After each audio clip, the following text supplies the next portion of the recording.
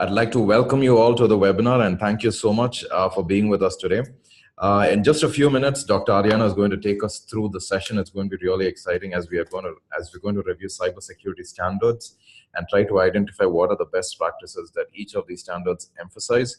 And the most important part is how we are going to try and maximize our returns on investment when organizations try and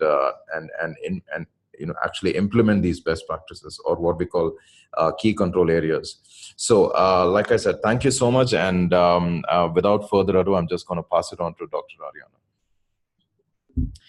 Thank you, Praveen.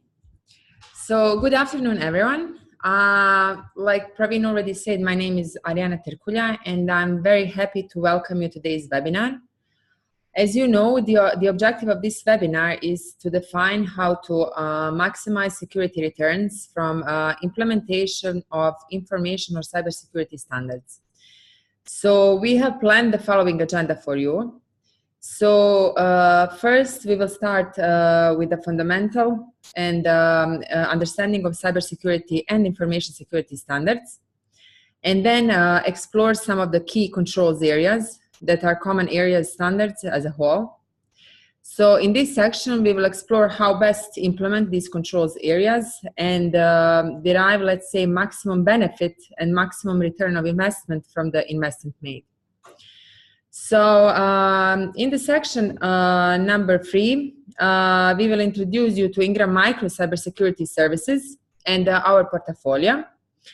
So on the end, we will have a quick update on the activities of the Ingram Micro cybersecurity team before we will open the floor up for the question. So let's proceed. Okay. Fine. So let's proceed with the first section called Basics of Security Standards.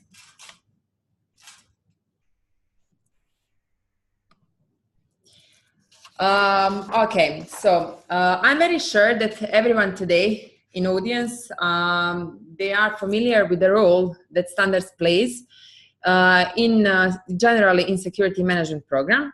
So many organizations, in fact, build and maintain their entire security framework on popular standards such as ISO 27001, ISO 27002, NIST cybersecurity framework, and etc.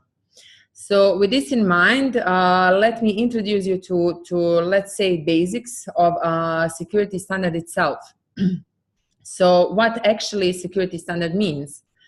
So there are multiple definitions that are available today, but generic definition is that standards is a document that provides some sort of guidance on design, use, or performance of tangible or intangible entities such as product, processes, people, and etc. So as you can see, this is very generic and very generic definitions, and it's from ISO standard, that is one of the most popular trusted standards development organization in the world.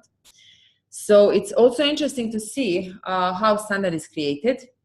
So we will have, let's say, consensus process that is deployed, where subject matter experts from the relevant domains are consulted.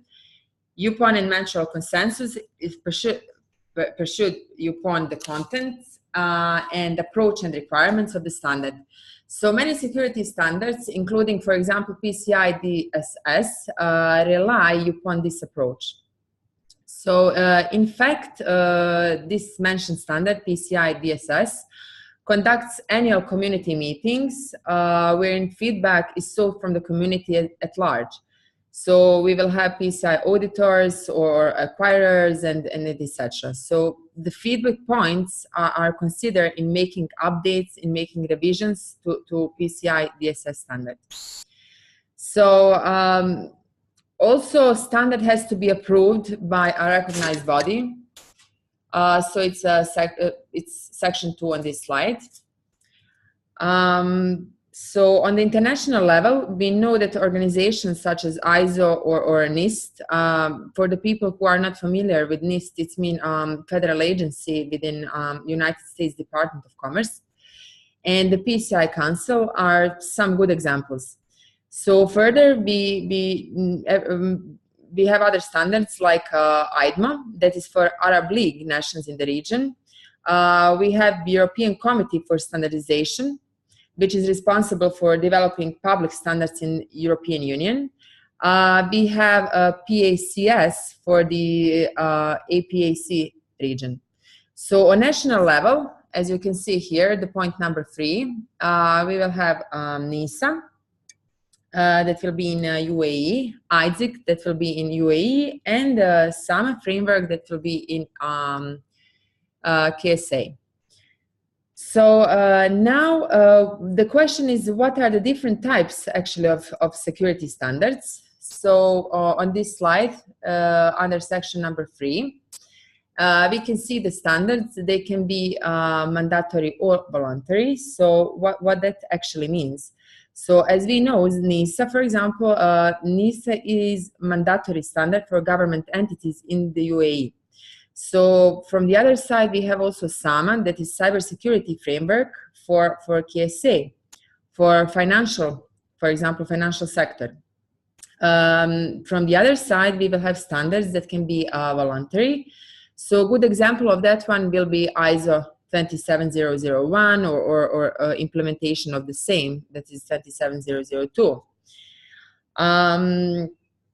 This helps to differentiate the standards between themselves and to understand the benchmarking between them, and to understand some kind of weaknesses and some kind of strength that we have today between different compliance and different standards and different regulations.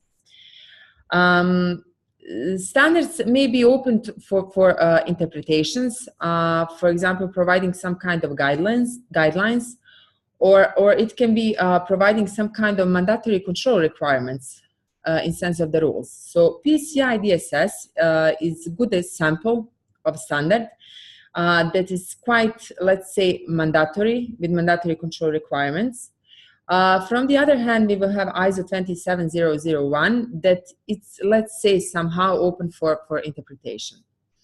So in terms of scope, it's section number 4 on this slide here.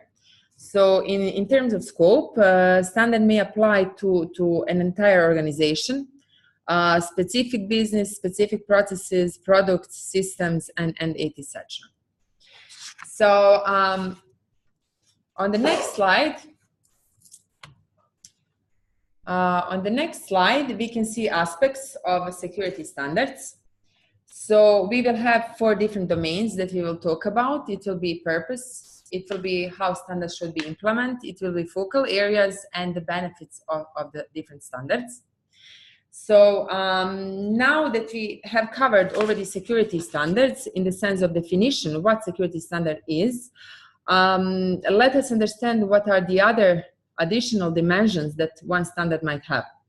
So why do we have security standards? That is the main and I think the most important question. So one of the strategic objectives of security standards is to achieve consistent, measurable, and comparable approach, as you can see here. So it will be like purpose. Approach to cybersecurity. So when I say measurable, consistent, and comparable approach, what actually that means? These terms, what I was using, what are the benefits from them? So consistent approach allows universal and uniform approach for managing security across the enterprise, across the organization. So this approach will be extendable to specific business units, location, products, and etc. When we say comparable and comparable approach is one that can be benchmarked against other dimensions, against different environments, different organizations, and different industries.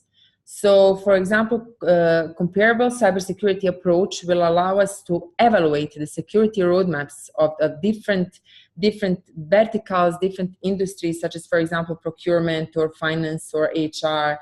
We will be able to understand benchmarking across the same industry sector and etc. So when we say that need to be measurable and that we need to take measurable approach, it's mean that need to be driven by metrics. So this allows us to quantify various dimensions of the security approach, including efficiency of performance or return of investment or reduction in some kind of enterprise-wide security risk levels, impacts on number of incidents, time to detect, changes to organizational culture, and etc. So on the same slide, under the subdomain called focal areas here, so we need to understand what's mean focal areas when we are talking about standards. So standards can help us in building a governance framework for the enterprise. So one of the popular standards for governance is, for example, COVID framework for IT governance and management. So another area that standard help others is risk management, for example, which is core area of the most popular cybersecurity or information security standards.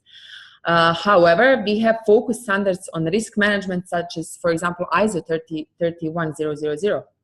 So then we will have training and awareness and organization security culture that is also strongly stressed by standards such as ISO or PCI DSS and etc. So practically all these standards, they can provide guideline for drafting sort of security policies and procedures and processes. So the most important question is, now we gave definition of the standard, we talked about purpose, we talked about focal areas, now we need to understand who should implement this standard and why it's important to have implementation in place. So practically the answer is very broad, depends on a lot of external factors, depends on the nature of the organization itself.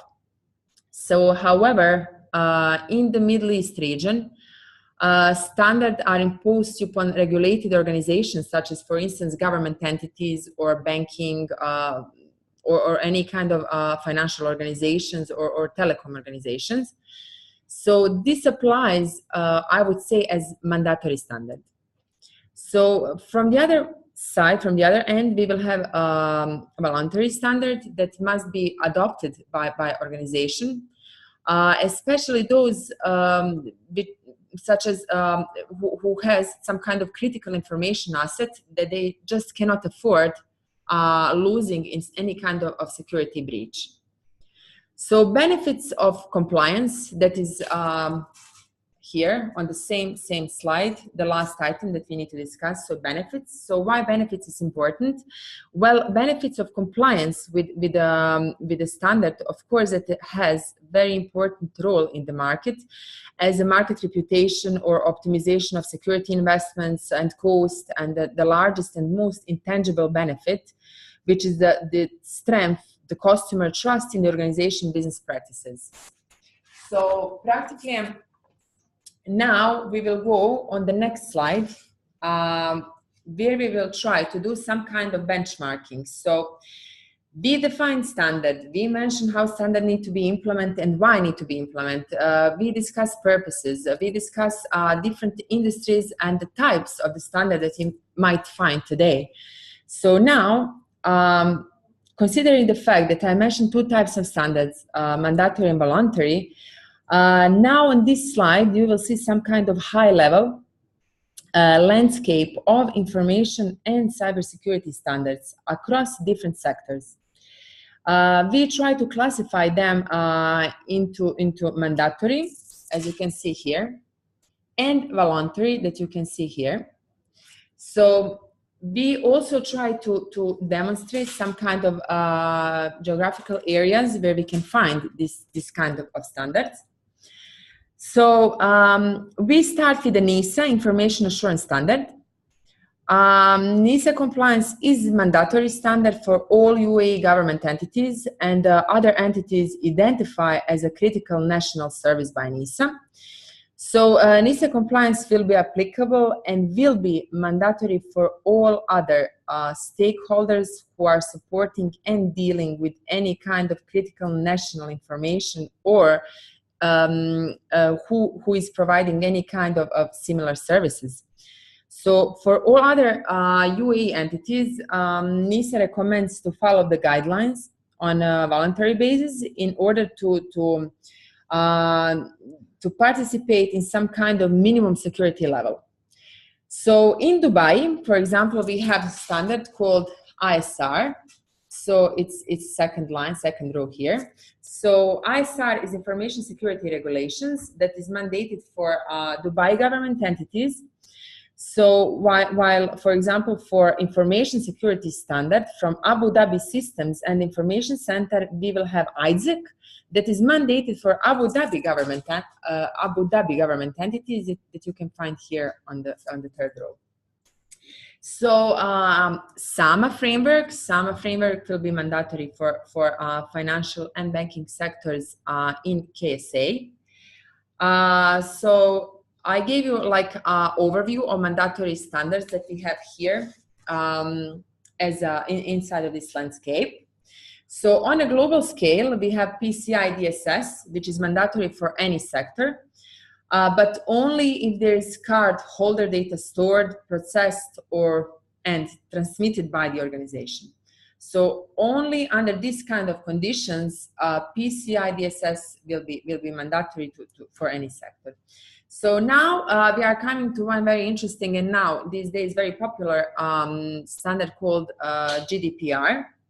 So it's new data protection regulation that is applicable to any organization across the globe that offers goods or services targeting EU individuals who are in European Union or out abroad, working abroad.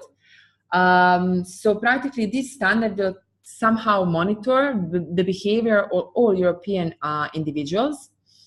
And well, it's important to mention that we can exclude any kind of government and energy sectors, but pretty much all the other sectors, including like finance, insurance, telecom, or e-commerce or whatever, which are targeting EU individuals, will have to comply with GDPR. And practically the deadline for compliance with GDPR is very soon. It will be on 25th of May. So it's very important to mention that fines for non-compliance can be as high as like 20 million of euros, or let's say in different measures, it like 4% of global annual turnover of organizations. So it's quite a lot. In terms of voluntary standards, so it will be here, this section that I'm showing here. So we have a few good samples, including critical infrastructure protection standard for North American energy companies. We will have 3GPP. It's a third generation partnership project for it's a telecommunication standard that provides their members, let's say, with a stable environment to produce the reports and specification that defines 3GPP technology. So then we will have NIST, so NIST cybersecurity framework, and ISO 27001. So NIST is a voluntary guidance. It's based on existing standards, existing guidelines and practices. It's for critical infrastructure organization to better manage and reduce any kind of cybersecurity risk. So it's clearly organized in different domains, into 4 different domains. It will be identify, protect, detect, respond, and recover. So ISO 27001, the last standard that we are seeing here on the slide. So it's one of the most popular information security standards in the world. It provides guidance on how to build and how to maintain information security management system.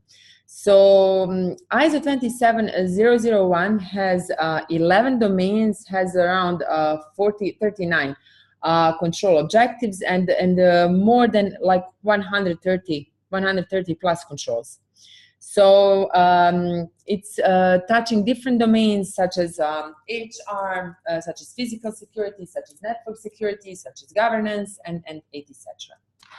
So now we are having the section number 2. So after finalizing, let's say, some kind of general definitions regarding to the standard, understanding the benefits, understanding how can we implement, understanding the domains, types of the standard, and etc. Now we are coming to section 2, where we need to understand which kind of key controls areas we are having in any of security standards. So practically now that we received some kind of high-level view on the previous slide of cybersecurity standards and information security standards and regulatory landscape, now we will get into the actual contents of the standard. So we will talk again a little bit about ISO, PCI, NISA, NIST, and etc. But what we must remember is that all these standards are designed for different environments, and all these standards have a lot of common domains between themselves.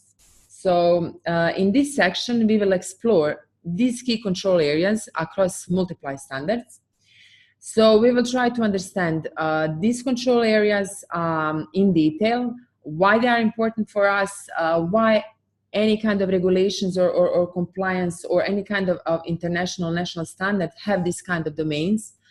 And we will try to identify the tips and tricks to maximize our return on security investments made to implement, manage, or monitor this kind of common control areas. So practically the first key control area will be security governance. So I'm sure that we have heard already about the term governance at multiple points. So let us try to understand what actually, when we are saying governance or governance model or operating model, what actually means that one in security.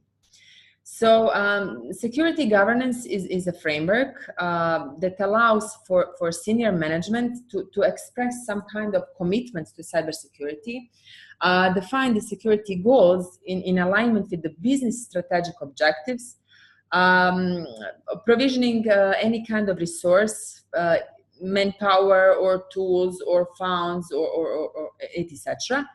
Needed to implement security, needed to define roles and responsibilities, identify any kind of metrics to verify the performance of the security activities. So all above mentioned will be communicated for different levels of the organization, usually for the policies, procedures, guidelines, some kind of trainings, baselines, and etc. So governance is mandated by multiple security standards, as we can notice on this slide. So on the top line, we will see ISO. So it's the first row. We will see ISO, we will see NIST, we will see NISA, Dubai, ISR standard, ISIC, and etc. So in all of these standards, information security governance is mandated. So it's mandated to create, implement, and maintain security governance framework. So we have specific framework that are focusing on governance, which can be referred for let's say implementing security governance. For example, one of them is COBIT. So COBIT is I believe that you already heard about COBIT, but COBIT is a model for IT governance. While, for example, COCO is a framework for corporate governance. So furthermore, we will have again ISO 27014 that provides guidance on the concept and principles for the governance of information security. So which any organization can monitor or evaluate or direct or communicate the information security related activities within the organization. So, however, the key aspect to keep in mind to maximize return of investment on security governance activities, I would summarize as follows. So practically the first one will be to ensure the security governance initiatives that are led by qualified personnel, because we need to have skilled people, we need to have qualified people in our organizations. So this is important to ensure that there isn't much some kind of leak of security governance. We need to make sure that our governance model is aligned with our business strategy and business objectives. And we need to have some kind of balance between different domains in organization. So we need to develop also like RoI matrix that may be implemented to ensure like who will be responsible, who will be accountable, who will be consulted or informed. So this one is a very important approach of security governance. So the correct use of metrics will go a longer way in tracking the effectiveness of the governance framework. So we need to have some kind of let's say, performance KPIs that are like performance indicators that we will try to develop, tailored for our organization, and we will try to understand, we will try to track our effectiveness in the security governance framework. So the next slide that I would like to discuss on today's webinar will be practically the second control area, that is risk management. So now that we have achieved a good understanding and importance of security governance, operating model, let's say reporting lines, communication lines, any kind of resource allocation tools, or whatever is needed to have good security governance in the company. Now we need to understand what's mean risk management. So the concept of risk in the security management framework, it's like I would say that is first, this risk management is across all security standards. It's across ISO, PCI, NISA, or Dubai ISR, or ISAC standards. So risk management is just a process that immediately follows after risk assessment. So once the level of risk that is facing a business process or team or product or organization has been defined, then strategy need to be chosen to bring the risk to the level of acceptable risk. So we need to define what is the risk acceptance level. We need to evaluate the risk. We need to analyze the risk. So all this one is defined within a risk management framework. So risk management has 4 options, namely to mitigate the risk by applying controls, avoid the risk by not engaging in the risk-causing activity itself, transfer the risk to a third party, for instance, or to accept the risk because it's already below the threshold value of the risk acceptance criteria. So implementing the risk management requires the adoption, first of all, of a formal risk assessment methodology. So we need to have in the company good and stable risk assessment methodology, risk assessment approach that will respect to do any kind of risk assessment. So for example, we have several, like it's ISO 27001 or NIST and etc. So before the initiation of the activity, risk acceptance criteria must be defined and approved by management. Because if the risk acceptance criteria is not approved by management, it means that it's not valid for any kind of further discussion. So we have several standards like ISO 31000 or Enterprise Risk Management Framework or NIST 837 that actually provides guidance on the correct implementation of risk management. So now, how can we maximize our efficiency and the return of investment on risk management efforts? So one of the tips is to avoid development of new methodologies altogether. So it's always better to use existing and testing methodologies that you already have in place, such as, for example, Enterprise Risk Management Framework or NIST 837 or ISO 31000. So also during the risk assessment activity, and that is quite complex activity, and it's tailored for any kind of industry and organizations. Some organizations prefer, for example, a hybrid approach. So when I say hybrid approach, it means one that includes both quantitative and qualitative assessment of the risk. So practically this approach, if implemented correctly, can bring in the best of both worlds. So the simplicity of the qualitative approach and the relative accuracy of the quantitative approach.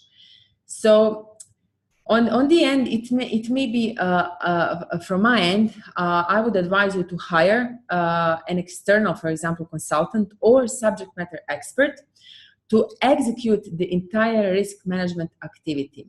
So the advantage is that external subject matter experts are not judgmental. So they will estimate all risk in your organization or company in very good way. So we will be aware of, they will be aware of any kind of internal workings or reviewing the environment. So, however, the downside is that they will take a few more days of effort to understand the current environment. So with reviewing entity, so might takes a few days more. So the other next slide that I would like to talk about will be regarding to key control area 3, called information or cybersecurity awareness. So educating the users on cybersecurity threats and their role in today's world is very important. So it's not surprise, therefore, that our key control area 3, information security awareness, is mandated across almost all information security standards, as you can see above. So we will have ISO, we will have PCI, NISA, Dubai, or ISAC, and etc. So factors such as the risk profile of the target audience, any kind of security incidents need to be taken into account.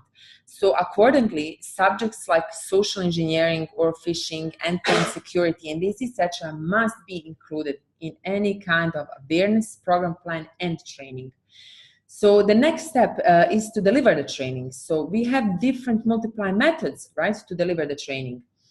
We can use classroom, we can use any kind of webinars, we can use online trainings, we can use any kind of newsletter, any kind of distribution channel that will be attractive for our targeted audience.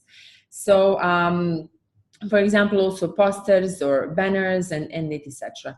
So what is the most important thing on the end of any kind of awareness programming plan? It's feedback.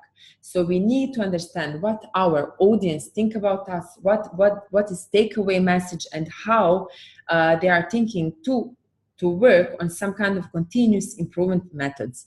So the feedback is always the most important, let's say, mechanism on the end of awareness programming plan. So now we are coming back on the point that is important point for this presentation. It's return of investment. So how can we maximize return on this topic, on training investment?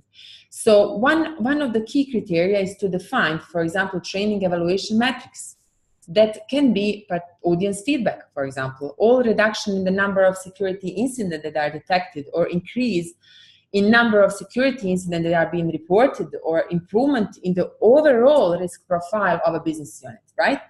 So once all these metrics are defined and used in correctly way, it will be easier to justify further budget for any kind of security, is it information or cybersecurity training.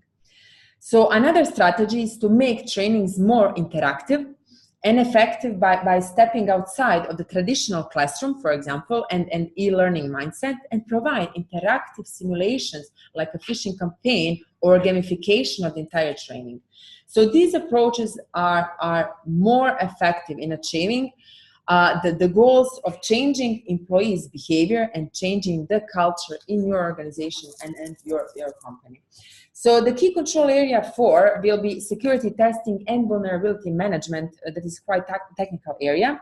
So The testing, so all security mechanism and features within a system will be to define the level of protection that we have in our environment. So security testing can include penetration testing, can include formal design and implementation, verification, and functional testing of the system. So when we say vulnerability management means some kind of cycling process of identifying, classifying, prioritizing, and remediating the system vulnerabilities. So security testing and vulnerability management, I would say that they are core component of any kind of security frameworks, and they are mandated in standards such as ISO 27001, PCI, NISA, Dubai, or ISAC. So what would be the strategy? The strategy would be to adopt any kind, let's say, offensive strategy to achieve a defense tactic, to protect the organization against cybersecurity attacks, to implement any kind of consistent and multiply steps, but they must ensure that all assets have been scoped in, that are tested, that a remediation plan is in place, and that implementation is on a timely basis. So for penetration testing, for example, it's recommended to adopt formal penetration testing methodology to provide assurance to internal and external stakeholders for the quality. So regarding to return of investment, when we are talking about this key control is let's say, key strategies to hire external subject matter experts to carry out this exercise. And secondly, I would say it would be developing any kind of testing approach, but consider the risk-based approach. So the fifth key control area would be incident management. So when we are saying the incident management, what actually that means? We need to have some kind of mechanism in place to detect, to investigate, to prioritize, contain, and recover from any kind of cyber or information security incident. So as we can see, this incident management, we can find it also across all these security standards.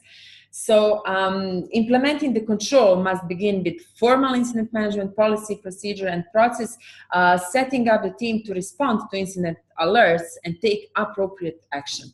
So we need to resolve any kind of incident that we have in our company. Examples can be cybersecurity for SOC alerts, any kind of facilitated security team for physical security incidents, HR for personal security, and etc. When we are talking about return of investment, here we can mention a point, development of security-centric culture.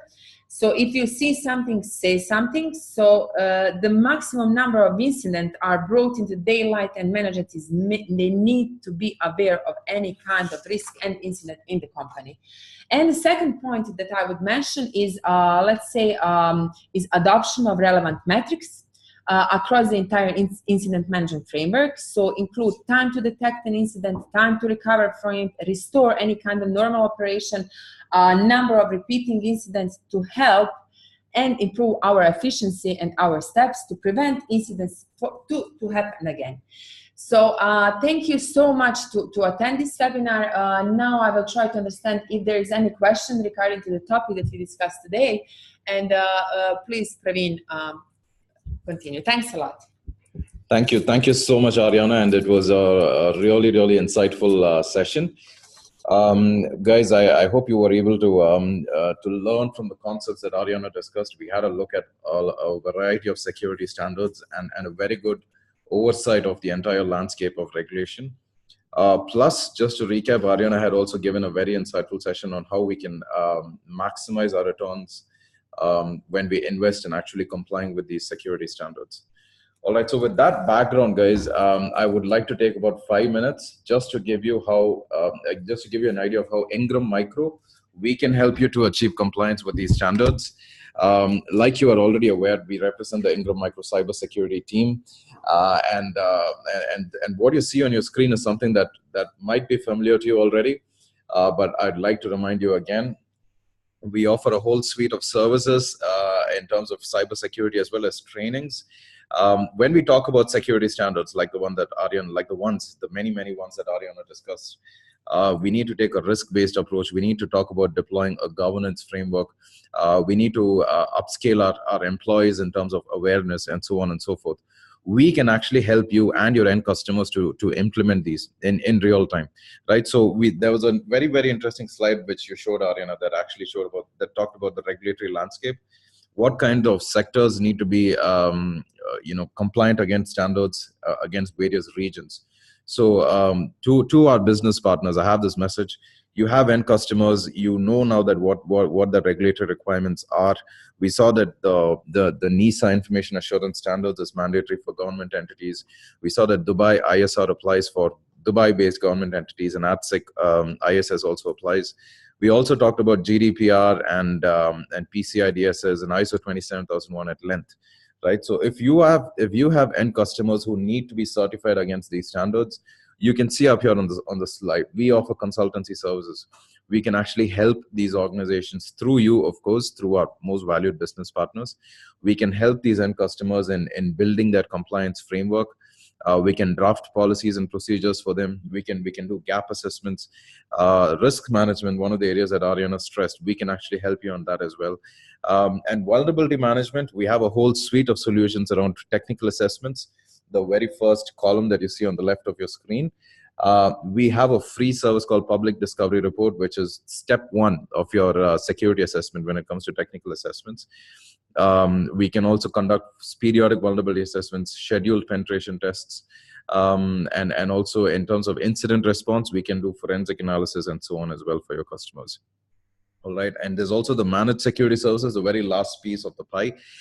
We offer SOC services, SOC as a service, 24/7, 8/5. However you want it, we have options that you can pick and choose from. So if you have end customers that need to meet regulatory compliance requirements, talk to us. We are the guys that can actually help them on and work with you, partner with you, and help the customers be on their way to compliance. All right. In terms of trainings, this is also another area that Ariana had specifically emphasized, and this is something that I'm very attached to because I'm directly managing the trainings aspect of Ingram Micro cybersecurity portfolio. So we have trainings for all kinds of audiences, guys. So whether you're talking about end user awareness sessions for a customer, we have a whole suite of trainings which we call the foundational trainings on the left hand side of your slide. We have trainings which can be general awareness sessions, what we call the fundamentals of information security. We have CyberSafe, which is a certification training. So people who attend and take up a test, they get certified in CyberSafe. And then we have GDPR specific trainings as well. Now, GDPR, like Ariana rightly pointed out, comes into effect on the 25th of May, which is this week, right? So we just have a couple of days left. And organizations are gearing up left, right, and center to meet this regulation. Even here in the UAE, as well as across the world for that matter, any organization that is dealing with or EU-centric personal data that belongs to EU individuals, they will have to be compliant with GDPR. So we can actually help them to understand what the requirements are, what they need to do with GDPR. And we have specific GDPR implementation services as well, which is part of our consultancy suite. All right. For the cybersecurity team, we have CISSP, we have CASP, CompTIA, Network Plus, Security Plus, all the most popular cybersecurity certification trainings. And you are familiar with these trainings. I'm very sure you're familiar with these certifications. So go up onto our website. We have a training schedule that's put up on the website, security.ingrammicro.com. Feel free to schedule trainings or talk to your end customers. We can actually train them. We have a very beautiful training facility here in the DIC office on the second floor. So we can offer the facility as well if this is required. All right. And we have risk and compliance trainings, almost all of the standards that Ariana discussed, ISO 27001, PCI DSS, risk assessment standards like NIST, Octave, and ISO 27005. We have 2-day workshops on these. So if you have a security team of your end customer that needs to be trained on how they need to manage the risk internally within the organization, these are the trainings that they need to attend. All right. And I already emphasized GDPR, but I did not mention the importance of CIPP-E and CIPM. These are the two most relevant certifications that the data protection officer can hold. All right. DPO, or data protection officer, is a position that is mandated by GDPR. And the most important certifications that people should look out for when they are evaluating a resume for the DPO position, These are the two ones that you see up here on the slide, CIPPE and CIPM. Guys, these are 2-day trainings. Certified trainers are available within our team, and they can actually help deliver these trainings, help them to prepare for these exams as well. All right, guys, so that was a quick update on the service portfolio and how we can help you. We hope that was beneficial. I have a quick update on the activities as well.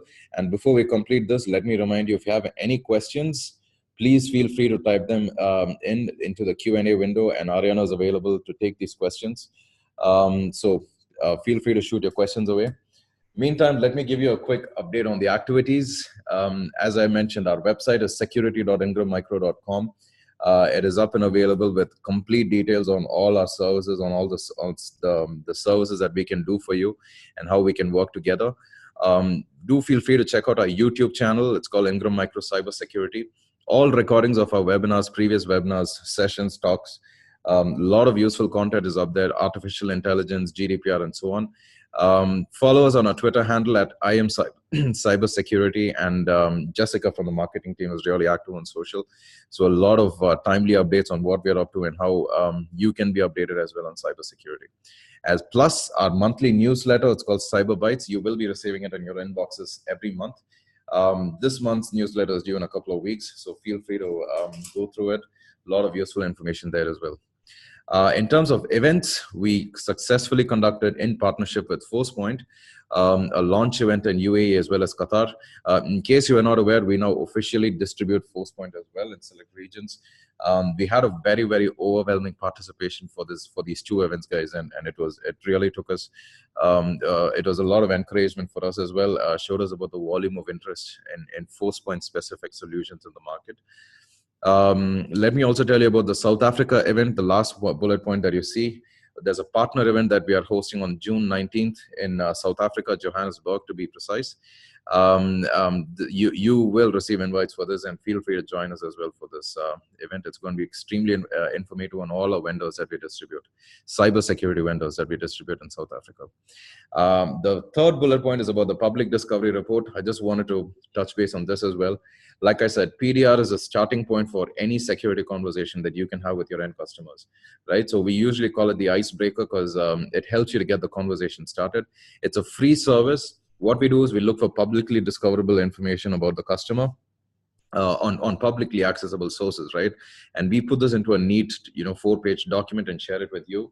You can go to the customer and approach them and tell them, guys, we are able to find this public information, publicly accessible information, but this is sensitive data. It's not supposed to be out there. And from here, we can talk about what other problems a customer might be facing and how we can actually help them to address these. And like we work only through our partners, so you would have to be directing us in terms of the conversations with the end customers, but we will always be there to bring in the cybersecurity expertise. A quick snapshot of the vendors that we distribute, and this is a growing list, guys. I mean, almost every month we are adding vendors. So if you have any requirements in terms of the ones that you see up here, feel free to get in touch with us. And that's a quick snapshot of the team as well. Like the vendor portfolio, the team size as well is increasing, which is very, very positive for us. Arijana is up on the top right, and she was a primary speaker for us today. Mr. Mark heads the team, the director on the top left, and everybody else that you see up, our email IDs are available. Feel free to get in touch with us for your queries. Perfect, guys. So we've come to the end of the session. We have 6 minutes left on the clock. If you have any questions, feel free to chat them out. Dr. Arijana is available to answer them. We have one question. And this says, what is the best approach to comply with a given security standard? Dr. Arijana, best approach. Best approach, is it regarding to information security standard or cyber? To comply with just any security standard. Okay, so the best approach to comply with any security standard, first need to be done some kind of gap analysis. You need to understand what is in the company, in client environment. So it will be like current state assessment, let's say, to understand what we have and what we don't have. The basic domains that we need and that we should cover, it will be, of course, in the first place, security governance, because its operating model, we need to understand who is reporting to who, where the resources are allocated, what is happening with the budget, who is, is it information technology and information security team? Are they one team, or they are to whom they are reporting? Is it like CIO, or reporting lines are different? So all this one is important because of the initiatives and because of the budget. So the first will be security governance. The second one that you need to consider will be definitely risk assessment, because you need to understand what are the critical information, what are the critical system application is in the application that you have in the current environment. So you need to understand what are the things that the people in the different departments seem as sensitive. So if you are talking with IT, we will have IT risk assessment. We will talk about system processes, application, the place. If you are talking about critical information, then we are talking about business units and department that they will have. We will do some kind of business impact assessment where, based on confidentiality, integrity, availability of data, we will understand how much is important that information for the organization, and we will try to apply security controls from any of security standard. Is it NIST or it's ISO or it's NIST or any kind of security controls. The third domain that is very important domain, it would be definitely penetration testing, vulnerability assessment, because if we have any kind of weaknesses or vulnerabilities in our systems, then all our information that are stored somewhere there will become vulnerable. So we need to protect them. So to protect them, we need to do some kind of quarterly basis, quarterly or let's say every 6 months, we should do penetration testing and vulnerability assessment across all our environment. Well, I was mentioning before incident management, and I'm still standing behind that one. It's a really important domain, because if we don't have any kind of monitoring tool in place, we will not be able to discover any kind of security alerts, and we will not be able to understand what is happening now. So definitely, I would say incident management, we need to comply with that one. These are just domain that are counting like a titles, but if you will take, for example, ISO 27001, or 002, that is implementation of these security controls, you will find a lot of subdomains. So practically, if you are talking about governance or incident management, we'll find other 6, 7, 8 sub-controls under that domain. So we will comply with the certain controls that are tailored for our environment. Doesn't mean that we need to be compliant with any single sub-controls in, for example, within ISO. So ISO is something that you can interpret, and it can be based on requirements of the company. So ISO will have some kind of mandatory controls and let's say some kind of baseline requirements that need to be accomplished. So you need to comply with that one. What is very, very important, and what I would say that is like really the most important chain. So it's training and awareness.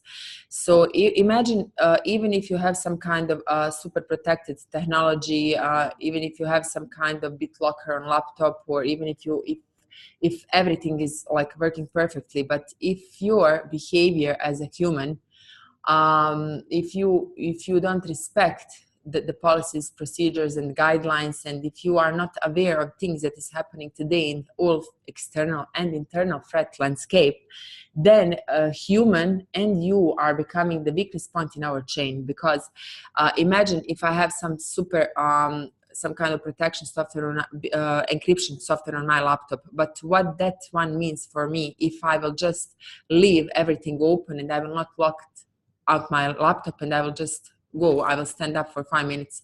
So all this technology that is not even cost-effective technology, but it's very expensive solution, this encryption solution, BitLocker or whatever, doesn't mean anything for me anymore if my behavior was completely different of expected behavior that I should have. So the human are the weakest point in our chain, and to provide them any kind of awareness trainings and awareness session is really important. So I would say that this was the best way to do the best approach to comply with any of standards. So I will not say that ISO is the better than NISA or NIST or whatever. Every standard has their own value.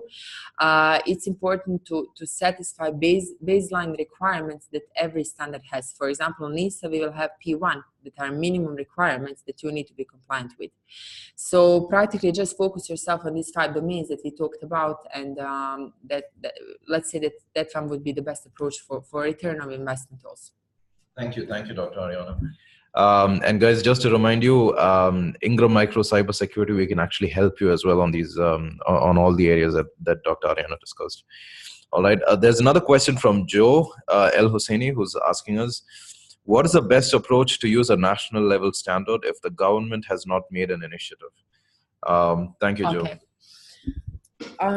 So regarding to national standards and government entities, well, if you are speaking about, for example, NISA, that is for UAE, right? So we cannot mandate any organization to put in place some kind of and to respect any kind of standards. So practically, it's need to come and need to be approved from executive management for the C-levels. So